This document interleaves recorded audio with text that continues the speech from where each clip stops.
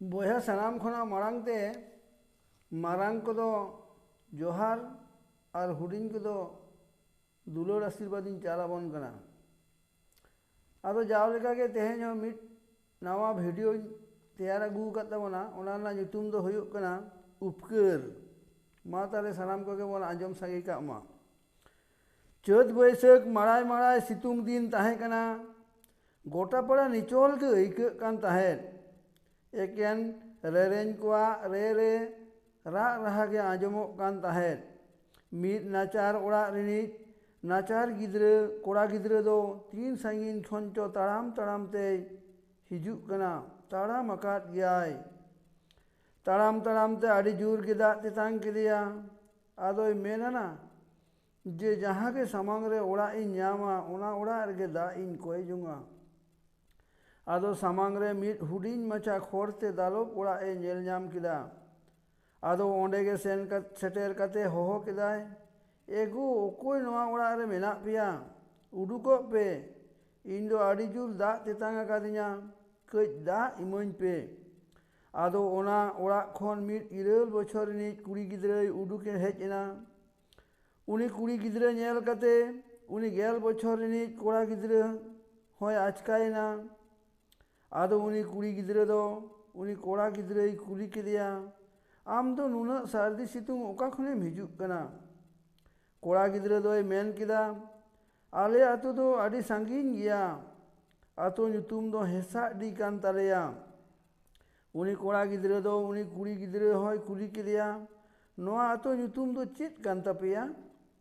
उनी कुड़ी गिद्रा दोय मेन किया आले आतो दो बाड़े डी ताले आम दो दोमे दाग तेतांग आकाद मिया। कोड़ा गिद्रा दो बोहो ए हिलेव किदा हापे ताहलेñ आगू आमगे। ओना मेन कते उनी कुड़ी गिद्रा दो ओड़ा सेट बोलो कते मिट बाटी दाग दाकाय आगू किदा आर उनी कोड़ा गिद्राय एमा दिया।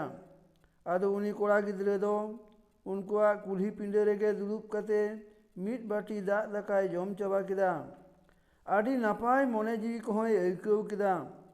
आदो मिट घड़ी जिराव तायनम उनी कुड़ी गिद्राय कुली केदिया आमा ᱧᱩᱛᱩᱢ दो चेद। कुड़ी गिद्रा दोय मेन किया इñा ᱧᱩᱛᱩᱢ दो मलिना मांडी। आदो उनी कोड़ा गिद्रा दो दुड़ुब खने बेरेद एनते उनी कुड़ी गिद्राय मेन हटवा दिया मा ताहले इन दुñ चलाग कना आडीम उपकार किदिñा ओना दो जहाँ तिस गेñ हाला कतामा।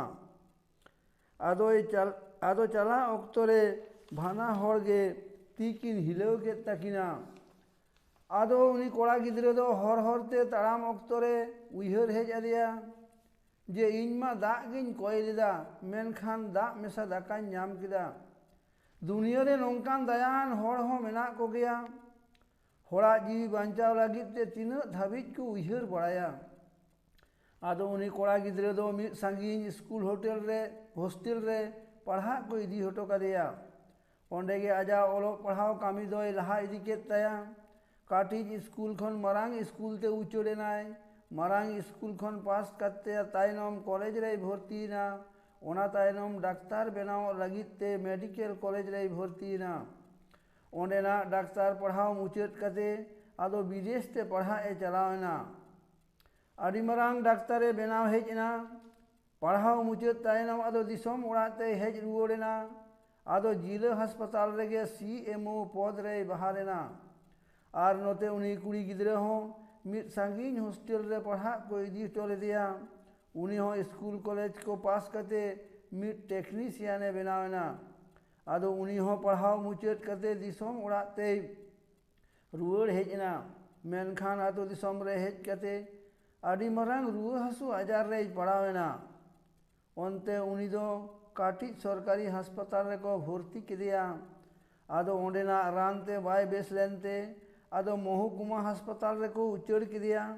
मेनखान ओंडे हो बाय बेस लेनते आदो जिला हासपाताल रे को रेफार केदिया।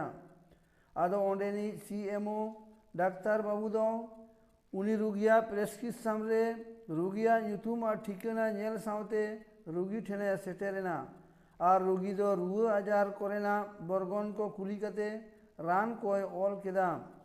आर आज रे नार्स कोय मेताद कोआ नुई रुगी सोर रे दो मिट हर सारा दिन ताहेन पे एकदम आलोपे अनहेड़ाइया रान को ऑक्तो रे जम होचोए पे और चेत को जमाए खोजोआ ओना को एमाय पे और बाहरे रेना जहाँ रानी ओल अकादा ओना किरिंग आगू कते ओना रेना ओना हो जम होचोए पे और ओना रेना बिल दो भिना रेगे दोहो का बेनाव दोहो का पे नुकुरेन ओड़ा होड़ को दो टाका पुइसे दो आलोपे एम होचोआ कुआ और आलोपे हताव ताकुआ उनी कुड़ी दो आदि नापाय रान मुर्गन सेवा साला शुश्रूषा नाम सावते आजार खन दोय फरुयेना रुगिया छुट्टी दिन हो सेटेरेना उनी कुड़ी दो ओंडेना जमन्यू को नेल कते आही भाभी जोंग कनाय नून मरांग आजार खनिन नापायना तीना चो टाका पुइसे दो खरच अकाना आदो छुट्टी रेना कागज आकोरेन ओड़ा होड़ को एमात कोआ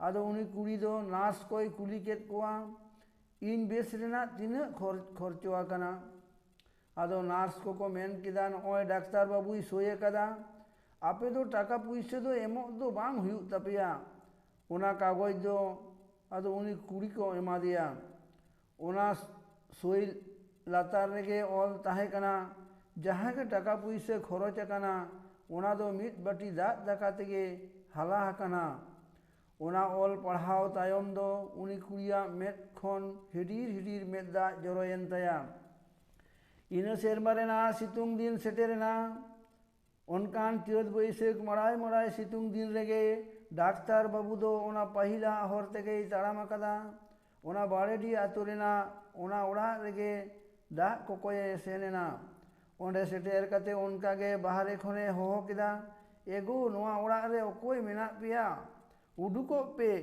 इन दो आड़ी जुर गे दाग तेतांग अकादिया कच दाग इमाइन पे आदो ओना हो आंजम सावते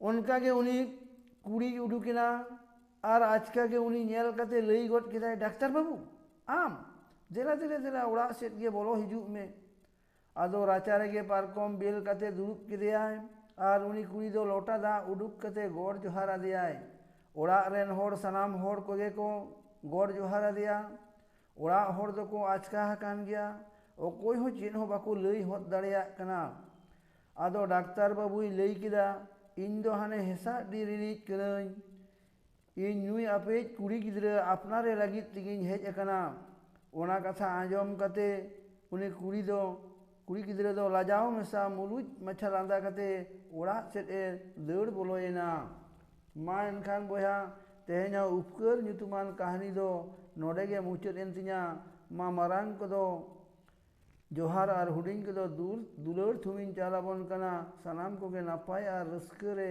ताहे को तमन पे।